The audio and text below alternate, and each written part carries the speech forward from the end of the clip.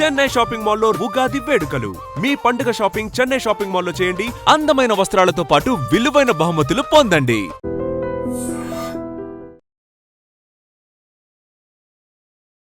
నమస్తే అమ్మా. నమస్తే అమ్మా. అమ్మ, ఒక విజయాన్ని సాధించాలన్నా లేకపోతే మనం అనుకున్నది అచీవ్ చేయాలన్నా ఏముండాలమ్మా? ఏం కావాలి? అసలు ముందు మన సామర్థ్యం ఏమిటో తెలుసుకోవాలి. నేను అమెరికా ప్రెసిడెంట్ అవ్వాలి అని నేను టార్గెట్ పెట్టుకుంటే సరిపోదు.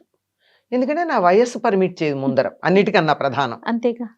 తర్వాత నాకు అక్కడ పౌరసత్వం లేదు, ఇలాంటివన్నీ ఉంటాయి కదా. కనుక మనకి తగిన లక్ష్యం ఒకటి పెట్టుకోవాలి. ఆ లక్ష్యానికి ముందర లక్ష్యం వెళ్ళడానికి లక్ష్య శుద్ధి ఉండాలి. అప్పుడు లక్ష్య సిద్ధి ఉంటుంది. మనం అనుకున్న టార్గెట్ అంటే లక్ష్యం. అవును. ఆ లక్ష్యం సిద్ధించాలంటే లక్ష్యానికి సంబంధించిన శుద్ధి ఉండాలి. అంటే ముందుగా నాకేం కావాలో నాకు తెలియాలి. చాలా మందికి ఏం కావాలో తెలియదు.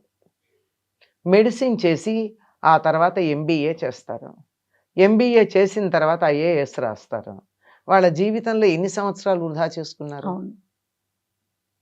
ఐఏఎస్కే వెళ్ళాలని నీకుంటే డిగ్రీ అవగానే వెళ్ళుంటే ఈ పాటికి 6 ఏళ్ల సీనియారిటీ వచ్చేది నీకు. అవునా కాదా? అంతేగా. అలాగే ప్రస్తుతం ఇంకోటి కూడా చూస్తాను నేను. చెప్పాను, ఎప్పుడు అంటూ ఉంటాను నేను, morning hire and evening fire ఉద్యోగాలు కార్పొరేట్స్ ఎంఎన్సీలు వచ్చిన తర్వాత, అలాంటి కల్చర్ వచ్చిన తర్వాత ఒక చోట ఎక్కడో ఉద్యోగం చేస్తూ ఇంకెవరో కొంచెం ఎక్కువ ఇస్తున్నారు అనేటప్పటికి జంప్ చేస్తారు. అవును. అది కొత్త కంపెనీ, ఏదన్నా తేడా వచ్చింది మళ్ళీ తప్పని పరిస్థితుల్లో వెనక్కి వచ్చేటప్పటికి ఏమవుతున్నారు? జూనియర్స్ అవుతున్నారు. కనుక కావాల్సింది లక్ష్య శుద్ధి ఒకటి. అంటే నాకేం కావాలి అన్నదాన్ని నేను స్పష్టంగా తెలిసి ఉండాలి. నేను ఇది అవ్వాలి అని అనుకుంటే చిన్నతనం నుంచి దానికోసం ప్రయత్నం చేయాలి. ఉదాహరణకు ఐఏఎస్ అని చెప్పా. వెళ్ళదలుచుకున్న వాళ్ళు ఎప్పటి నుంచి? 8వ తరగతి 9వ తరగతుల్లో ఉన్నప్పటి నుంచి జనరల్ నాలెడ్జ్ పెంచుకోవాలి. అనాలిసిస్ అనేది తెలియాలి. 10 మందితో చర్చలకు వెళ్ళాలి. పెద్దల మాటలు వినాలి. మంచి మంచి పుస్తకాలు చదవాలి. ఏదైనా క్లిష్ట పరిస్థితులు వస్తే ఎలా పరిష్కరించాలో తెలుసుకుంటూ వీలైతే నేనే ఈ పరిస్థితులు ఎలా పరిష్కరిస్తానన్న దాన్ని ఆలోచించుకోవాలి. ఇవన్నీ ఉంటే వెళ్ళగలుగుతాడు. అలాగే ఒక్కొక్కటి ఉదాహరణకి చెప్పా. అదే స్పోర్ట్స్లో వెళ్ళదలుచుకున్నట్టయితే తర్వాత ఎప్పుడో పెడతాను కదా. చిన్నప్పటి నుంచి తాను వెళ్ళదలుచుకున్న స్పోర్ట్ ఏది ఉందో దానితో పాటుగా శారీరక బలం పెంచుకోవాలి, మానసిక బలం పెంచుకోవాలి, కంటి చూపును పెంచుకోవాలి. ఎన్నో ఉన్నాయి కదా. ఇవన్నీ పెంచుకుంటూ ఉండాలి. అందుకే లక్ష్య శుద్ధి కావాలి. లక్ష్యం నీది క్లియర్గా ఉండాలి. అయిన తర్వాత దానికి కావాల్సినట్టు కంటిన్యూటీ, కొనసాగింపు ఉండాలి. దీన్ని ఏమంటారు? నిష్ఠ అంటారు. దీని మీద నాకు I'm so firm about it అనేదాన్ని ఉండాలి. తర్వాత ఫెయిల్యూర్స్ని అనుకూలంగా మార్చుకోవాలి తప్ప మొదటిసారి ఫెయిల్ అయితే చప్పబడిపో. ఎందుకంటే ఎవరిదంత సామర్థ్యాలు అందరూ నంబర్ 1 ఉండలేరు కదా. అవునమ్మా. అందువల్ల మొదటిసారి ఫెయిల్ అయ్యామనుకో, ఎందువల్ల ఫెయిల్ అయ్యామన్నది ఆలోచించుకుని దాన్ని సాధించటానికి ముందుకెళ్ళాలి తప్ప నీరసపడిపోకూడదు, నిరాశ నిస్పృహలకు లోను కాకూడదు. ఇవి లౌకికంగా మనం ఆలోచిస్తే కావలసినటువంటి ఎక్విప్మెంట్ తెచ్చుకోండి. ముందర మీకు అందుబాటులో ఉన్న లక్ష్యం పెట్టుకోండి, మీకు తెలిసిన లక్ష్యం పెట్టుకోండి. దానికోసం ఎప్పుడు కూడా పక్కకి వెళ్లకుండా దాన్నే కొనసాగించండి. నియమనిష్టలతో ముందుకు వెళ్ళండి. వీటన్నింటితో పాటు ఇందాక మీరన్నారే దైవబలం అన్నారే, దైవబలం సహకరించాలి. అప్పుడప్పుడు సహకరించాలి. చాలా కొద్దిమంది జీవితాల్లో ఉంటుంది, అందరికీ కాదు. ఎందుకంటే ఎన్నెన్నో జన్మల్లో చేసిన ఏవేవో కారణాలు ఉంటే ఉండొచ్చు.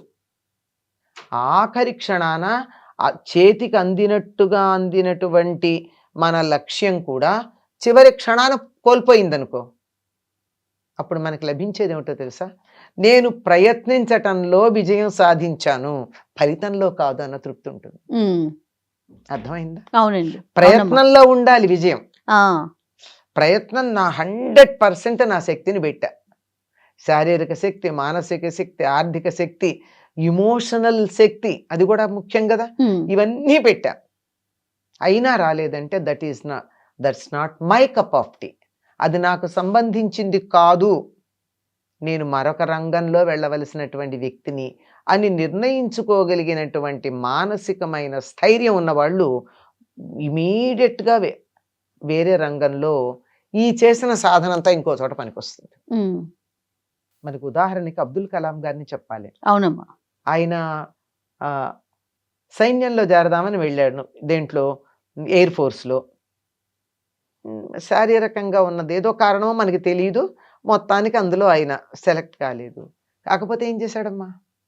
నిరాశపడ్డా? అసలు మిసైల్స్ను పంపించాడు అంతరిక్షంలోకి. సైన్యం వాడేటటువంటి వాటిని తయారు చేసి పంపించాడు.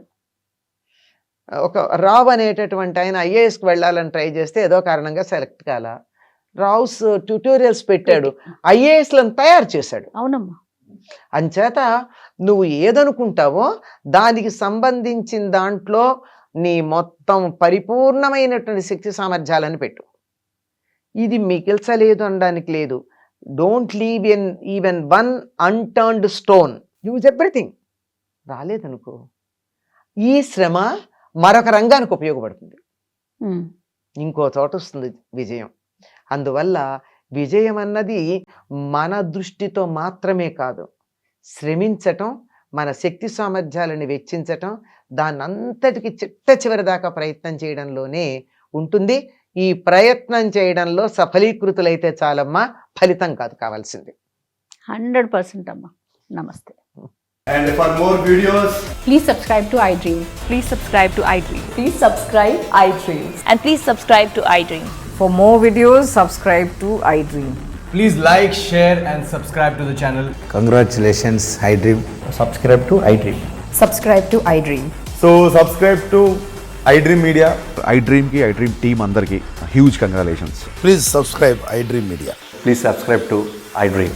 Subscribe iDream. Please subscribe to iDream. iDream అంటే నా కళల ఛానల్ను సబ్స్క్రైబ్ చేసుకున్న నోరు తిరుగుతలేదు, మీరైతే గంట గుర్తు కొట్టండి. For more such videos, please subscribe to iDream. Subscribe to iDream. Please subscribe to iDream. Please subscribe iDream Media. Please do subscribe to iDream. Please subscribe to iDream Media. For best entertainment and information, please subscribe iDream. And don't forget to subscribe to iDream.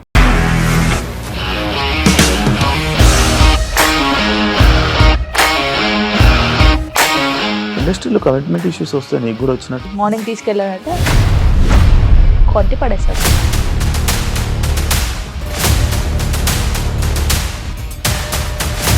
ఒక్కళ్ళు కూడా చూడలేదు ఈ cinema అని చెప్పడానికి కూడా చాలా ధైర్యం కావాలి. అది నిజం కదా, దాంట్లో ధైర్యం ఏంటి? ఇది నెక్స్ట్ డే ప్లేట్ మార్చేస్తే తప్పు కదా. As of now, we are comfortable this అని నేను అనుకుంటున్నాను. రష్మిక గారిది మీది ఒకే ఊరంట కదా. నీకు కోపం వచ్చిందంటే బాగా తిట్టేత్తరా? తిట్టేద్దామండి. నిజంగా గేమ్ ని ఎలా చేంజ్ చేయగలిగారు? ఏపీఎస్ఎఫ్సి వాళ్ళకి 6 నెలల్లో నేను 6 లక్షలు కట్టా. బిజినెస్ చేయాలనుకుంటే it is as difficult as riding a tiger.